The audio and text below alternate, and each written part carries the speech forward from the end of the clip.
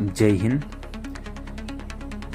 તમારા બાળકના ઉજ્જવળ ભવિષ્ય માટે શ્રેષ્ઠ વિકલ્પ કયો? સરકારી શાળા કે પ્રાઇવેટ? આજના સમયમાં દરેક માતા પિતા પોતાના બાળકના શિક્ષણ માટે શ્રેષ્ઠ શાળાની શોધમાં હોય છે. મોટાભાગે એવું માનવામાં આવે છે કે ઊંચી ફી એટલે ઉચ્ચ શિક્ષણ, પણ શું એ સત્ય છે? ચાલો જાણીએ કે શા માટે સરકારી શાળા, ગ્રાન્ટેડ શાળા બાળકના સાચા અને સર્વાંગી વિકાસ માટે ઉત્તમ છે. નંબર 1, નેતૃત્વ અને આત્મવિશ્વાસનું ઘડતર. સરકારી શાળામાં બાળકો માત્ર શ્રોતા નથી હોતા, પણ સંચાલક હોય છે. રોજે રોજની પ્રાર્થના સભાનું સંચાલન બાળકો જાતે કરે છે. સ્પીચ આપવી, આજના સમાચાર લાવવા, જનરલ નોલેજના પ્રશ્નો પૂછવા કે ગીત ગાવું, આ બધું જ બાળકો જાતે કરે છે, જેનાથી બાળપણથી જ તેમનો સ્ટેજ ફિયર દૂર થાય છે અને નેતૃત્વના ગુણો ખીલે છે. 2, વિવિધ સ્પર્ધાઓમાં છુપી પ્રતિભાને પ્રોત્સાહન. સરકારી શાળા, ગ્રાન્ટેડ શાળા એટલે કે માત્ર પુસ્તકીય જ્ઞાન નહીં. અહીં આવતી દરેક વક્તૃત્વ સ્પર્ધા, સુલેખન સ્પર્ધા, રમતગમતની સ્પર્ધાઓ કે પછી વિજ્ઞાન મેળો હોય કે દરેક કાર્યક્રમમાં વિદ્યાર્થીઓને ભાગ લેવા માટે સતત પ્રોત્સાહિત કરાય છે. આનાથી બાળકની અંદર રહેલી કળા અને વિજ્ઞાન અભિગમનો સર્વાંગી વિકાસ થાય છે. 3 છે સ્વનિર્ભરતા અને મૌલિક લેખન કૌશલ્ય. ખાનગી શાળાઓની જેમ અહીં બધું જ રેડીમેડ મટીરિયલ પકડાવી દેવામાં આવતું નથી. શિક્ષકો જે ભણાવે તે સમજીને વિદ્યાર્થીઓ જાતે જ સંદર્ભ પુસ્તકો વાંચીને પોતાની નોટબુક તૈયાર કરે છે. એક કહેવત છે ને કે 10 વખતનું વાંચન બરાબર 1 વખતનું લેખન. આ પદ્ધતિથી બાળકનું મૌખિક લેખન કૌશલ્ય અને યાદશક્તિ બંને એટલા મજબૂત બને છે કે તેઓ જાતે મહેનત કરી ઉત્તમ માર્ક્સ લાવતા થાય છે. નંબર 4, ભારતીય સંસ્કૃતિ અને સંસ્કારોનું સિંચન. સરકારી શાળાઓમાં દરેક પર્વ અને તહેવારોની હર્ષોલ્લાસથી ઉજવણી થાય છે.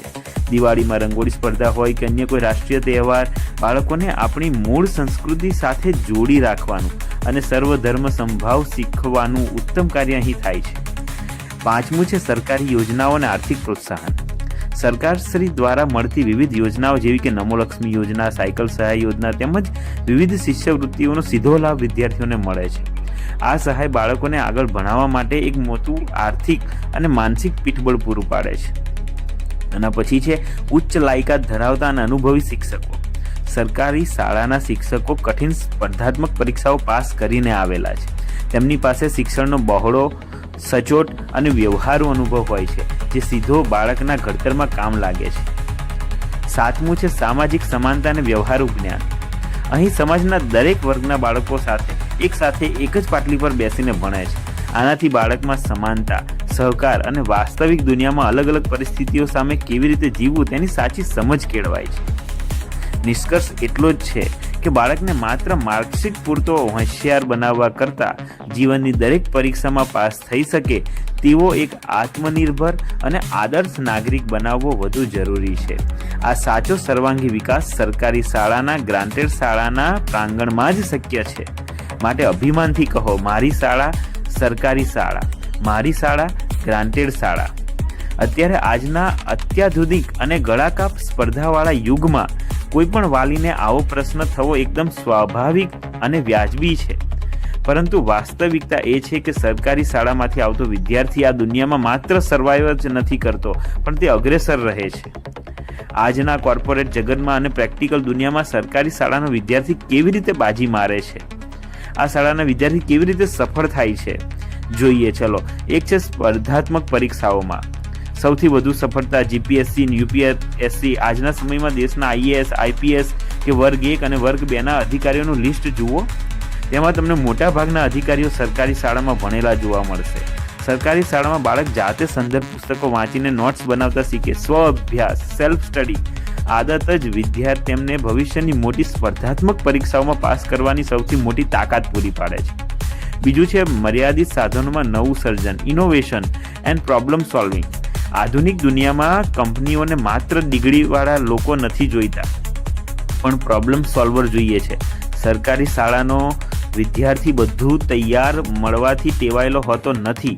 જ્યારે તે વિજ્ઞાન મેળાઓ કે અન્ય પ્રોજેક્ટ્સમાં મર્યાદિત સાધનોથી જાતે જ મોડેલ કે પ્રોજેક્ટ્સ બનાવે છે, ત્યારે તેનામાં જુગાડ અને નવીનતાની અદ્ભુત ક્ષમતા વિકસે છે અને તેને સ્ટાર્ટઅપ કે નોકરીમાં ખૂબ જ ઉપયોગી થાય છે.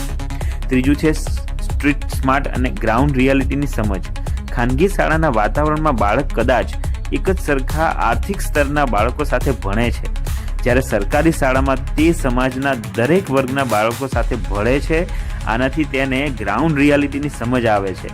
પરિસ્થિતિને અનુકૂળ થવાની આ અનુકૂલન ક્ષમતા, એડેપ્ટેબિલિટી, તેને વાસ્તવિક દુનિયામાં કોઈ પણ પડકાર સામે ટકી રહેવાની માનસિક મજબૂતાઈ આપે છે.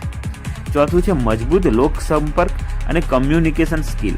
પ્રાર્થના સભાના સંચાલનથી લઈને ગામના વિવિધ કાર્યક્રમોમાં ભાગ લેવાને કારણે બાળક લોકો સાથે હળતા મળતા શીખે છે. ભવિષ્યમાં બિઝનેસ કરવાનો હોય કે કોઈ પણ ક્ષેત્રમાં લીડરશિપ કરવાની હોય, અલગ અલગ પ્રકારના લોકો સાથે કેવી રીતે વાત કરવી અને કામ કઢાવવું, તેની પ્રેક્ટિકલ જ્ઞાન તેને શાળાના કાળથી જ મળી જાય છે. પાંચમું છે ટેકનોલોજી સાથે કદમ મિલાવવાની તૈયારી. આજની સરકારી શાળાઓમાં પહેલાં જેવી નથી રહી. હવે આ શાળાઓમાં smart class, Gyan Kunj project, computer lab, tablet દ્વારા શિક્ષણ આપવામાં આવે છે. આથી સરકારી શાળાનો વિદ્યાર્થી પણ આજના ડિજિટલ યુગમાં લેટેસ્ટ ટ્રેન્ડથી પૂરેપૂરો અપડેટ થતો રહે છે. છઠ્ઠું છે પડકારો સામે લડવાની અદ્ભુત ક્ષમતા. નાનપણથી જાતે મહેનત કરીને ક્યારેક સાધનોના અભાવ વચ્ચે પણ શ્રેષ્ઠ પરિણામ લાવવાની જીદ બાળકને અંદરથી મજબૂત બનાવે છે.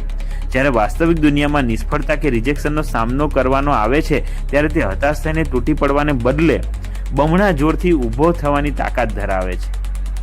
ટૂંકમાં કહીએ તો પ્રાઇવેટ શાળા કદાચ એક સુંદર કુંડું આપી શકે જેમાં છોડ સુરક્ષિત રહે, પરંતુ સરકારી શાળા કે ગ્રાન્ટેડ શાળા એ વિશાળ મેદાન છે જ્યાં બાળક ગમે તેવા વાવાઝોડા, પડકારો સામે પોતાના મૂળિયા મજબૂત કરીને એક વિશાળ વટવૃક્ષ બનતા શીખે છે.